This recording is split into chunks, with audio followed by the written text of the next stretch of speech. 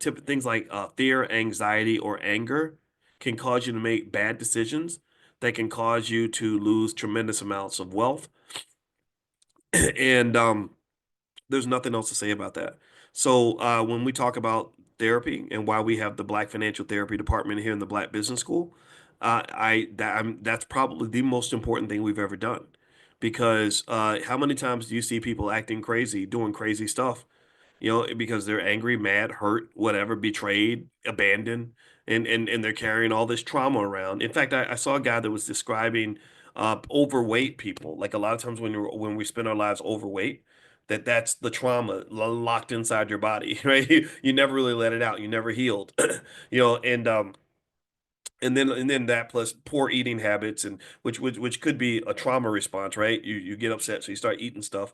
And then also in the fact that the culture of going to the gym is not always what it should be. Well, next thing you know, you've got obesity, and a lot of that outcome, which is very expensive, by the way, it's very expensive to be unhealthy. We know that big pharma will suck your money out of your pocket like a vacuum cleaner. Big pharma is right up there with student loans in terms of something that really drains black wealth at a multi-trillion-dollar level.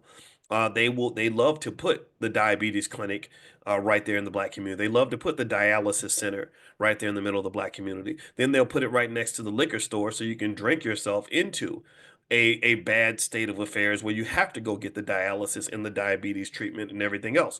And then they'll put it under the guise of helping you. Like we really want to help the black community because it's unfair and they don't get the same treatment as everyone else.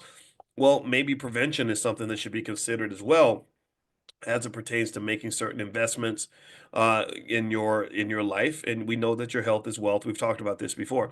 Now, another thing is there's something called household production theory. And one thing about household production theory is that it pretty much argues that harmony in the household increases the home's productive capacity. And so a united household can achieve goals when it comes to saving. They can build businesses together. They can invest together. If you have chaos, then your output is reduced.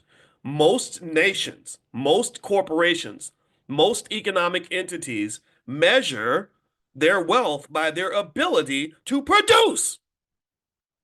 Productivity is an essential element of wealth creation. Do you understand what I'm saying? Do you hear the words that are coming out of my mouth? The countries on this planet that are deemed to be the wealthiest countries in the world tend to be the countries that are the most productive.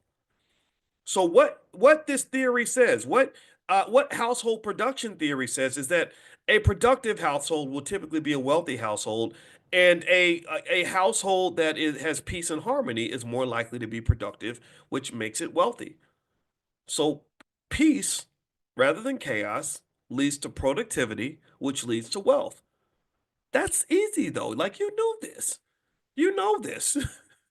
Because for many of us, the chaos isn't just on the outside of our body, it's on the inside. A lot of us have chaos inside our mind, inside our own body. We can't even fight the chaos, the internal chaos, let alone the external chaos. So one of the biggest battles that I fought as a young scholar, young whatever the hell I was figuring out how to resolve the internal chaos inside of Boyce. Because I knew that I had to resolve that before I could resolve the external stuff, right? Everybody wants to change the world, but nobody wants to change themselves. So the more you resolve chaos and you gain clarity, the more productive you will be. And then once you resolve the chaos in your environment, the more productive the environment will be. And then what happens is that once you have a productive, non-chaotic environment, you have to protect that. So in our family, we're pretty good at, being peaceful with each other and productive with each other. So when you come in with chaotic, negative energy, we tell you to get the hell out. We tell you that this is not our jam. You're not, we don't want you around acting like that. So thank God me and my siblings did not marry some person coming up there screaming, hollering, arguing all the time. We didn't. My wife fits right in, and my brother's wife fits right in, and we just get together and we love each other, and that's how you build together.